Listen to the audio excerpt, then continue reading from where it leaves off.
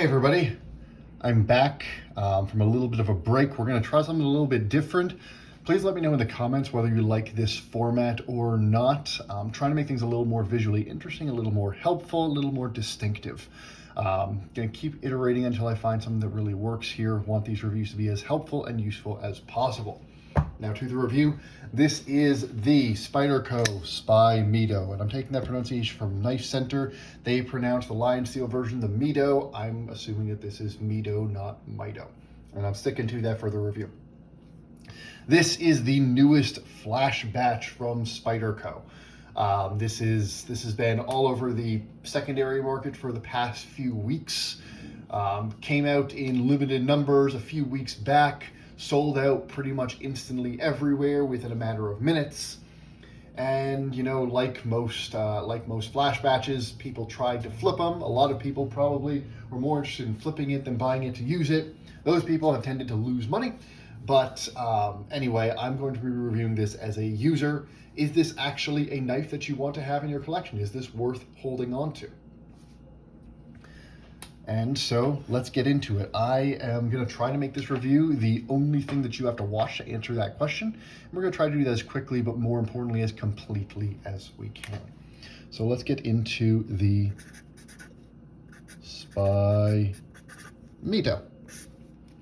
So the Spymyto, first, specs. This knife is $330 MSRP, and realistically, you're paying $250 for it on the secondary market. It came out just a couple weeks ago. It is made in Italy. It's the newest knife that is made in combination or collaboration between Spyderco and Lion Steel in Maniago. They made a few, I think I've reviewed all of the recent Spyderco Lion Steel collaborations. If you remember those reviews, some of them I've liked, some of them I've liked a little less. But this is the newest one there. This runs on bearings. Size-wise, we've got here a 3.25-inch blade and a knife that as a whole is 7.77 inches long, and it is 3.6 ounces. Your blade steel is M398. We'll talk about that more in a little bit. And your thickness is 0.157. That is your blade thickness, and that is thick. Just to bring in the size comparisons first, we're going to start with a PM2 here. There's your PM2. And the most important comparison off the bat is your blade thickness. You can see our blade on the Spymyto is actually even thicker than the PM2, which does not exactly have thin blade stock. If we bring out our large Sabenza, you can see it's a little bit smaller than your large Sabenza. If we bring out a Delica here, you can see it's quite a bit bigger than a Delica. So it's a pretty standard mid-size knife. And those are your specifications. Again, you're probably paying about $250 for this these days. I've seen them as low as $200. If you see one for $200, snap it up. That's a great deal. Realistically, $220, $250, somewhere around there is what you're going to pay secondary for this. So let's get the specs out of the way. Let's keep going. So the Spymyto, let's go through what it is first. Let's talk about this blade a bit, and then we'll go through pros and cons. And that's what I'm going to do. I'm going to talk about the specs, give you an overview of the knife, and then talk about what I like, what I don't like, and some overall conclusions.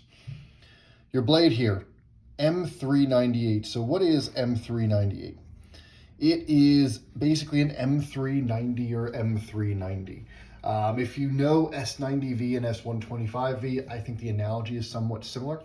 M398 has even higher edge retention than M390. It's even less tough. And I believe it's even a little more corrosion resistant than M390. So everything that sort of pushes M390 in one direction, M398 pushes those same characteristics further for good and bad.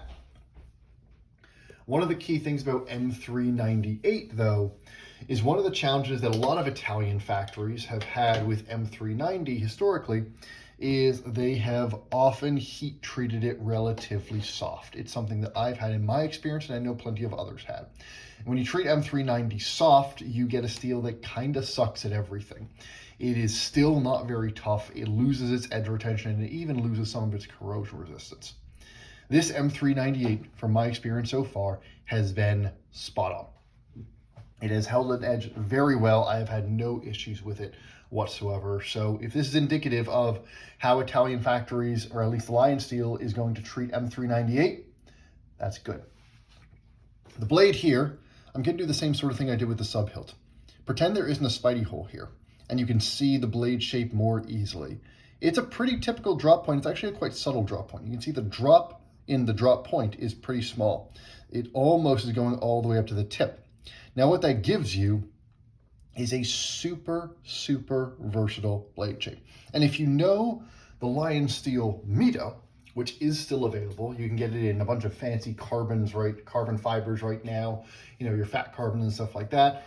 You've also been able to get it from time to time in titanium, aluminum, things like that. I don't know which are available now, but that is this whole knife without the Spidey hole.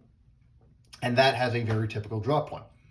The drop point, it's a great shape. It's, you know, you've got a nice flat here. It gets to a belly pretty quickly. And because that tip is so high, it's really easy to get around stuff, get into stuff. You've got a nice little tip for piercing that follows very nicely from the handle. But now let's talk about that blade stock. You got a crown spine here. We'll talk about that more in a bit. But this blade stock, 157 thousandths. That is very thick for Spyderco standards. That's almost as thick as something like a Hinderer XM18. But what you got here is a hollow grind. It's a very subtle hollow. In fact, I wasn't even sure that it was a hollow until I checked Spyderco's spec page. But this is a very subtle hollow grind. You can see a little bit of that in the way the light bends, and you can see a little bit of it in the plunge. Again, it's so subtle, I would almost think I was fooling myself if Spyderco's own specs didn't say that it was hollow, but they do, and I'm going to trust that there is a bit of a hollow in here. What it is certainly, though, hollow or not, is a fairly aggressive grind, because even though this 157 thousandths, this comes down to a very sharp edge. This is ground to cut, and it does cut quite well. Your finish here is a belt satin finish. And again, your spine is crowned, no jimping anywhere, typical for how the Italians like to do it. Your handle here has Spyderco's typical green canvas micarta. Very chunky weave here, nice fabric, not too much resin. And then you've got a big flat and then chamfers all the way around the edge. This isn't contoured, it's chamfered. All your hardware is flush, but it is nice and grippy. That micarta does give, especially on these sides here, quite a bit of grip, especially when you start to bear down. Same pattern on the other side. You can see there's some additional sort of milling texture there for interest. A huge lock bar access channel that serves no functional purpose. I mean, technically a little more gunk can get in. That's not really a concern. I think it looks kind of sloppy in 2024, but there's no functional reason it's that bad. It is a frame lock. You can see here there is actually the lock bar relief looks huge, but that's just because of the way that they have cut the lock bar here. It's super thick in some of these ways, and it's still a pretty thick lock bar even at the relief. They have internally milled, you can see that there quite a bit. You might see it better from here. Yeah, there's quite a bit of internal milling on the titanium scale, which is how they get this to 3.6 ounces, even with a relatively thick and chunky blade. And again, all your hardware is flush, steel lock bar insert. The clip here mounts into the butt of the knife. It actually mounts into the backspacer. Backspacer here is a floating, I'm going to call that floating, G10 backspacer, which is cool. that is an unnecessary level of detail, for sure.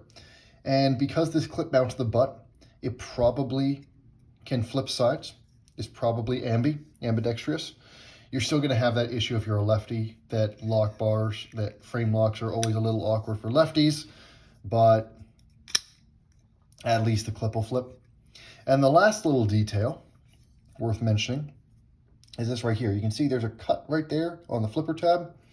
So this is something that Lion Steel does on a lot of their flippers. This flipper tab, there's a Torx bit there, is actually removable. The reason for that is, I understand, legal, because in some areas in Europe, flippers basically have similar laws to automatics, and they are less legal than knives where you directly engage the blade, like a spy hole or even probably a thumb disc. And so in those jurisdictions, Lion Steel gives folks the option to remove the flipper tab for legal reasons. You can also, much like turning a hinderer from a flipper into a non-flipper, because this flipper also acts a pretty substantial blade guard, if you wanted to choke up further for ergonomic reasons, you could remove this flipper tab, and then you've still got a plenty accessible spider hole right there. So that's your overview of the knife. From a features perspective, let's get into what I like and what I don't. And the first thing that I like, the first thing that was really surprising about the Spymyto is the cutting performance. The cutting performance is surprisingly fantastic. You might remember from some of my other reviews of Italian-made Spydercos, the Paradise and Spy Opera stand out. Those were knives that, in my versions of them, did not cut nearly as well as I would have liked them to. This one could not be more opposite. First off, I love this drop point shape. I love high drop points like this. So, for example, if I'm in the garden, a high drop point like this with a big swoopy belly up toward the tip makes it really easy if I'm holding a branch, holding a twig, something like that, to get around it, to cut into it, and even to sort of saw with that tip and pierce, because that tip is behind most of my hand. If I'm anchoring this way or if I'm pinching up on the blade, it's just very easy to get that blade into cuts with a nice high tip like that. It also gives me lots of belly for longer sweeping cuts. It's very pleasant to use. And then with this tip so high, it leads very, very directly, very sort of naturally out of your handle here. Very easy to pierce into things. It's, again, there's a lot of ways that this blade feels similar to the sub hilt. I think I mentioned on this take of the review, but this feels similar in a lot of ways to the sub hilt, the experience with this blade, which also was a blade that was surprisingly useful and a surprisingly good cutter. But really the star of the show is this grind. You can see if you look at the plunge here, even though this starts thick, this is a pretty aggressive grind. And I'll take Spyderco's word that it's hollow. Again, if it's hollow, it's a very subtle hollow. But what I do know is that this gets down to a very nice and thin cutting edge, especially down at this belly, but even a little bit toward the tip. Now it does, because it carries that full thickness out all the way out to here, it does get a little chunkier toward this tip here, and you can see that in how your secondary bevel starts to fatten toward there. This is still the factory edge, by the way. But you can see with that fatter secondary bevel that it is getting thicker behind the edge. But even there, for the sort of piercing stuff you're going to do with a tip, it's fine. This down here is quite sharp, and the factory edge they put on it bites really, really nicely. This was a very pleasant knife to use for things like cutting cardboard, in the garden, things like that. It cuts really, really well. It was pleasant to use, and it bit into the material much more easily than I expected. I would say, even if I compare this to something like, a PM2, which has still relatively thick stock, but thinner stock, I found that the Spymyto bit into material significantly better than my PM2 does. It's not going to be a supreme slicer. This won't be a TRM atom replacement. But for blade stock that is so chunky, it cuts way, way better than I thought. I think that's all I have to say about the cutting performance there, which brings me on to, oh, and then I guess I'll just mention again here, the M398 has performed very well in my experience. That brings me on to the second thing I like is the ergos. Ergonomics on this knife, also surprisingly good. This handle could be an ergonomic nightmare. It's mostly straight lines. In fact, let's fold it up here. It's mostly straight lines. The angles are a little bit in weird places. You know, it doesn't, in fact, it's a bit easier to see from the lock side. It just looks funny. It kind of looks like there's a hip here, even though there isn't. That's just an illusion of how they did the bevel. There's a curve here. There aren't really curves anywhere else. This back looks kind of funky, but then you get it in hand. Oh, and some people might think this flipper tab gets in the way, kind of like hinderers. But then you get it in hand. First off, I will tell you, this hump behind the Spidey hole is awesome. It's nicely knocked down. It's nicely rounded. Gives me a really good place to anchor my thumb. And with this little perfectly placed finger cutout here and this little swoop here, my front two fingers, the thumb pinching here and the front finger pinching here, really anchor this knife into place. And then on the rest of it, honestly, even though there are some curves here, functionally, it's a pretty neutral handle, except for the fact that it has huge chamfers rather than contours.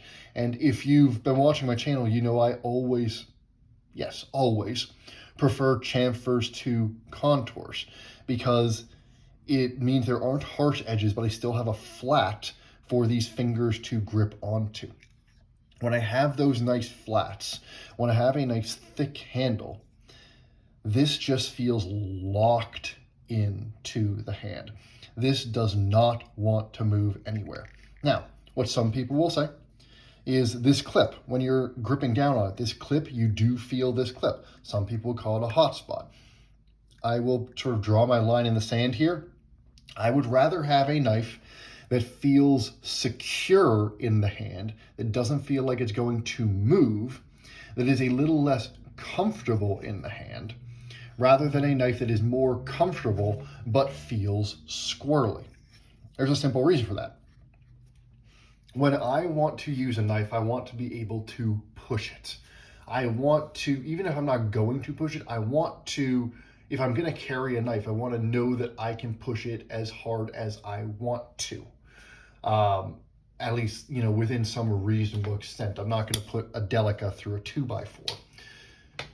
If a knife like this is very secure in the hand, doesn't feel like it's going to move, and this does not feel like it's going to move at all in the hand, then even if there's a hot spot here, I will be able to push on this blade hard, drive it through material, cut very quickly and effectively, and then rest my hand with the job done, even if it's only for a couple seconds. If the knife is squirrely, like this was the experience I had with the Invictus when I reviewed that one. That was a knife that didn't feel secure in the hand. Then I'm going to have to constantly, you know, adjust my grip, re-grip. You know, it's going to slide, it's going to move, and that cutting task will take longer. That's going to fatigue my hand more. This, does the clip get in? Do you feel the clip a little bit? Yes.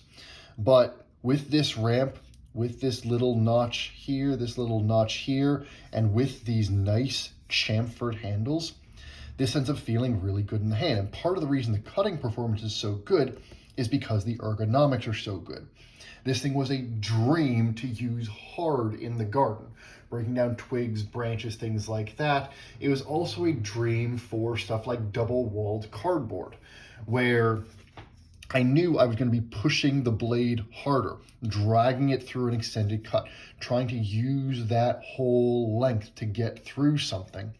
And it's because you have a combination of a very sharp edge, thick enough stock that you don't, even with M398, which is not a tough steel, you don't really have to worry about torsion that much.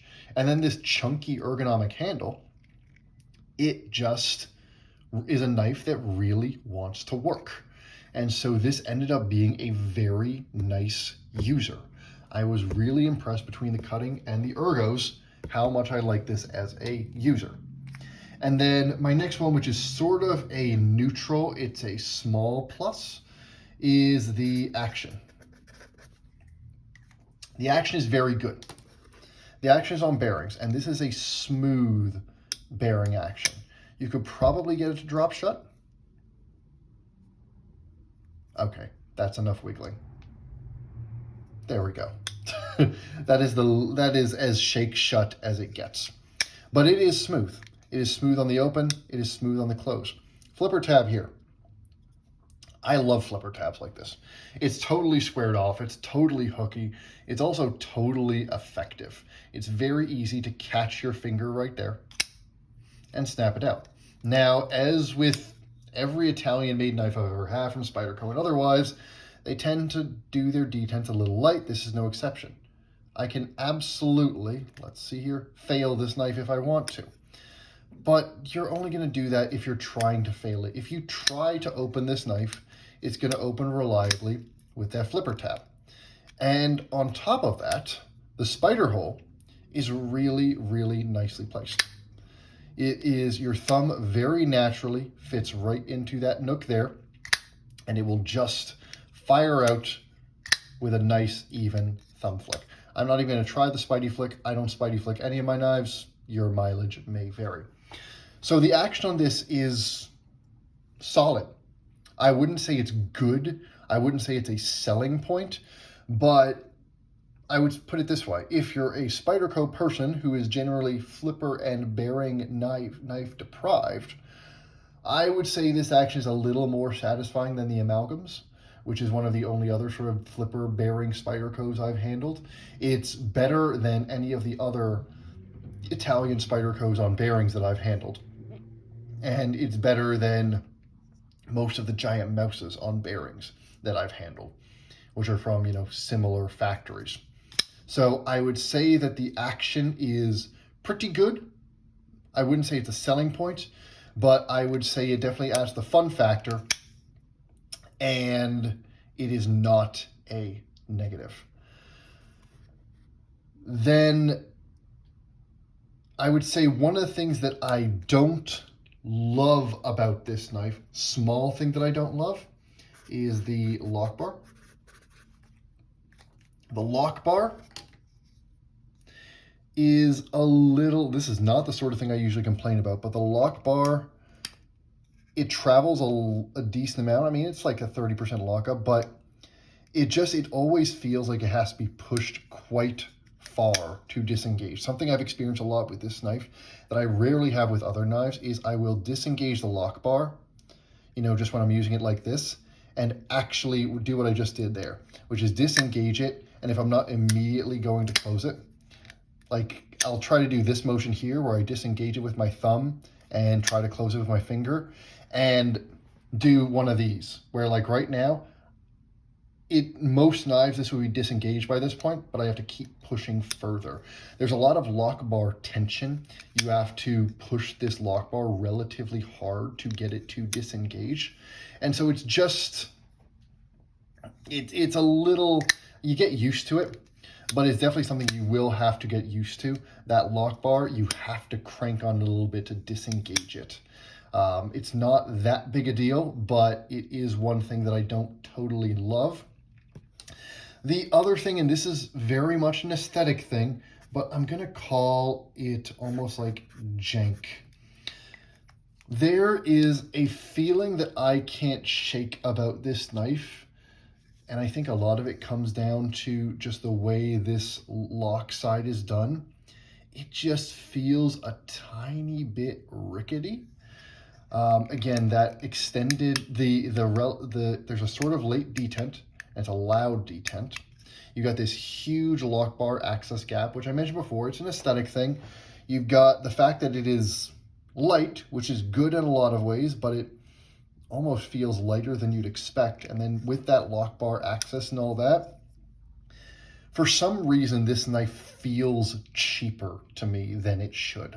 I have no objective reason why I am saying that.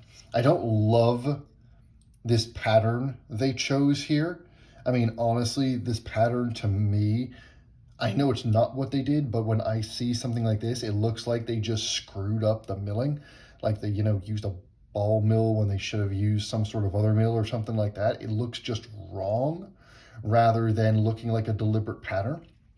It also looks kind of, this whole aesthetic of a flat with a bunch of angles with, maybe a pattern out here feels a little dated. This feels like sort of a ZT from like 5 years ago from this side. Not so much from this side. Now it looks a little chunkier, nicer, but from this side, it just feels a little janky. It feels a little dated. It ends up feeling a little cheaper than it should. I mean, everything is nicely rounded. There's, unlike, some of the other Italian-made knives I've handled, not from Spyderco necessarily, but from other Italian manufacturers, there's no defects. All our screws are flush. I've never had any play. The milling is well done. And, there's even like, a little extra milling dividing line here. All your chamfers are even. The blade is a little bit off center. It always has been a little bit off center. I have not tried to center it. Your blade grinds are beautiful here. But there has been a feeling that I can't shake when I've been handling this, that it just feels a little cheaper than I want it to. And so that's sort of my last negative here. But when you look at the overall package, there's just a ton of cool little details here. Again, I love knives with big flats and big chamfers. The floating backspacer is really an unnecessarily cool detail. They did not have to do something like a floating G10 backspacer, but it is showing them going the extra mile. The flipper tab here, so let's just talk about that briefly. I have no issue. In fact, as I mentioned, the ergos, I actually like that this provides more security. This finger is not going to run up onto the blade. This becomes a really good workhorse that I can push into work with this finger guard here. And I find that this grip is very ergonomic, even with this restricting me to the front of the handle. You can take this off if you wanted to choke up a bit more. Honestly, I think choked up, you would probably not be as optimally positioned to make use of this hump. I don't think it would improve the ergonomics that much. I haven't tried it because I like it in this form factor quite enough. And I have no legal reason to remove this flipper tab. And frankly, I think it's part of the aesthetic to have that flipper tab sticking out, and it just fits with how chunky this whole thing is. That chunky flipper tab just fits. So if you want to get rid of it, get rid of it. I would keep it on here myself. And so those are sort of my pros and cons, but overall, I really have enjoyed the Spymyto a lot more than I thought I was going to enjoy the Spymyto. And you see it here. It really comes down to, these are obviously, well, not obviously, these are for me the two most important things in a knife. It's cutting performance and its ergonomics. And the Spymyto, let me go this way. The Spymyto is fantastic in both of them. This is a fantastic little worker of a knife. I've talked with a lot of my Giant Mouse reviews about knives that, I like having, but sometimes when I take them out to use them, I wish I had another knife in my pocket. The Spymyto has been the complete opposite. This knife, every single time I have used it, I have been very happy I've had it in my pocket, and it has impressed me with its utility. This blade is really, really good. This handle, for the sort of mid to, I'm not going to call this hard use, because hard use is stuff like a military, but a sort of mid-duty use that a 157th stock is good for, this handle is fantastic for that. It's not meant to be light and slicey and sleek, but it's still not heavy. 3.6 ounces is not bad. In the pocket, it's relatively thin. If you compare this to your PM2, this is actually thinner in the pocket than your PM2. These scales are just as thick as stock scales. Thinner in the pocket than the PM2. And so in fact, I'm going to add one more thing, which is the plus is carry. And that's because it's thin, it's light for the blade stock. And so you end up getting a knife that feels in a lot of ways like carrying a hinderer almost. This felt similar. In fact, let me just get out. Is the closest one I've got. This is my skinny slicer. The Spymyto felt a lot like carrying Spyderco's version of a hinderer. A chunky knife on bearings with thick blade stock that when you work on that edge, and I didn't even have to work on the edge, it came great with the factory edge here, but with a grind that potentially allows it to be slicey, even more so than a hinderer, that the handle is chunky and designed to be secure in the hand above all. That's the experience that the Spymyto gives you.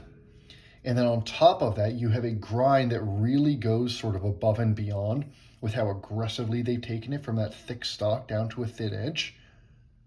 This is just a very impressive knife. This is the rare flash batch knife that I think really does have a reason to exist in Spyderco's lineup other than just being a limited run.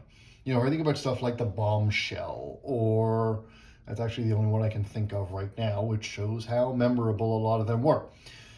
A lot of those knives were either basically designer tributes, meaning the point of them was that some designer wanted to get a knife out there and Spyderco helped them do it, or they were gimmicky, for lack of a better term. There's no way you can tell me that the Bombshell is a good knife in like a general user sense. This is without a doubt the best user knife that Spyderco, any of their Italian work, whether it's a Lion Seal collab or otherwise, this is the best Italian knife that Spyderco has put out that I have handled. It's actually not even close. This is the first one that I would consider keeping in my collection for the long term. It's also just a really, really good hard or mid to hard use Spyderco. If I compare this to a Shaman, I would carry this over a Shaman personally 10 times out of 10. I find that it is, I really do not like how much I have to push that lock bar, but the action and the release is better than the Shaman. I personally like a good frame lock over the compression lock. I know the compression lock is safer, but I'm a sucker for a good frame lock.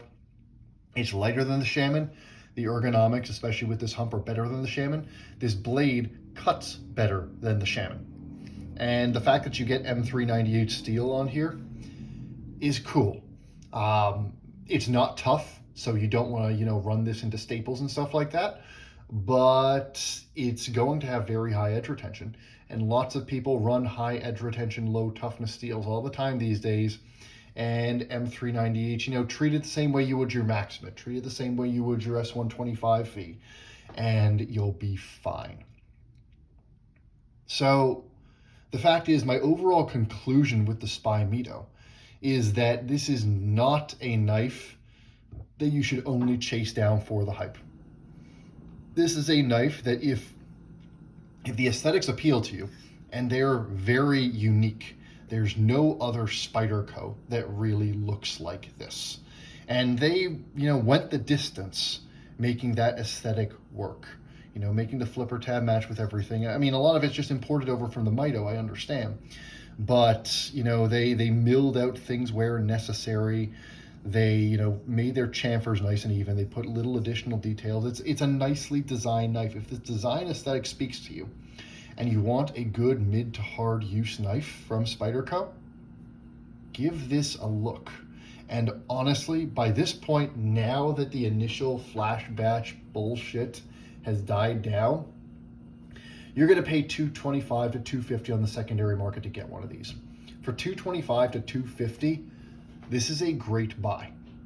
This is a knife that I would put competitive with anything else that Spyderco is offering in that $250 to $225 to $250 range. Frankly, I would put it as competitive with a lot of what anybody is offering in that price range. Let me just get onto a blank page here. So, frankly, the Spymyto just ends up being a highly recommendable knife. It is a knife that very much surprised me. It is a knife that I liked much, much more than I expected to.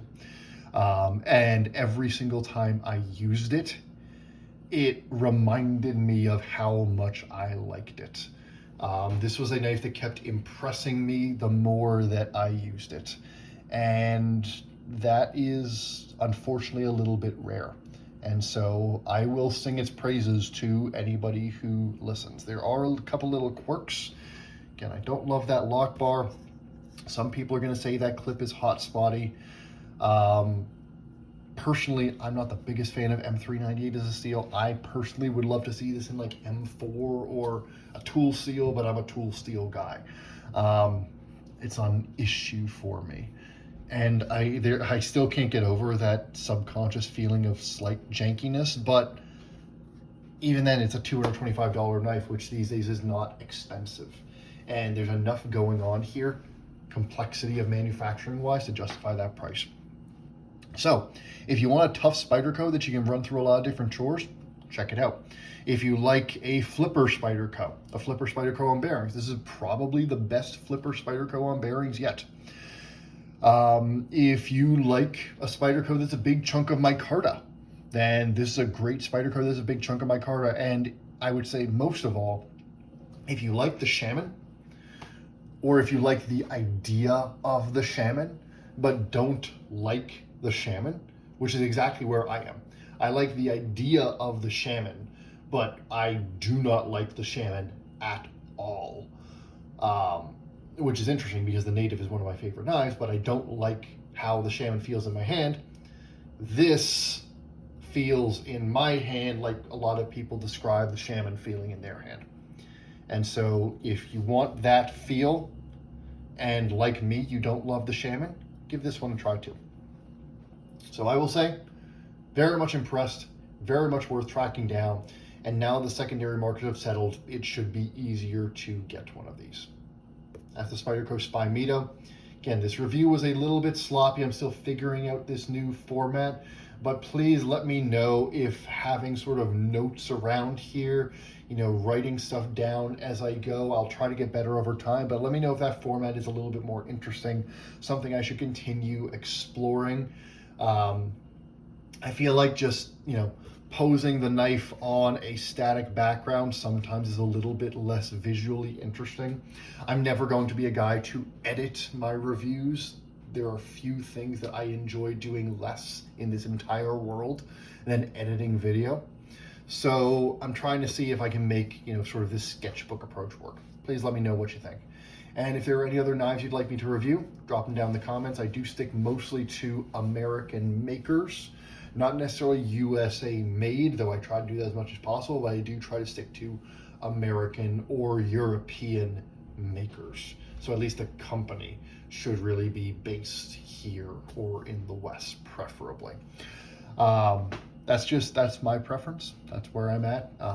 And that's also because I just don't have the interest or capacity to keep up with the millions of things that we and Real Steel and all of them and Kubi and all of them are putting out. I just have no interest in those knives, and I have no interest in keeping up with them. But anyway, that's enough about me. I hope you found this helpful, and I hope if you found this interesting, you find yourself able to track down a Spymyto. I will probably be selling this one, despite all my praises for it, just because I'm keeping a very, very limited collection going forward. And as much as I like this, I'm still personally not a flipper frame lock guy. I'm just not. So I'm not going to have any flipper frame locks in my collection, this one included. But this is one of the better flipper frame locks I've had. Highly recommendable. Hope you found this helpful. Have a great rest of your day.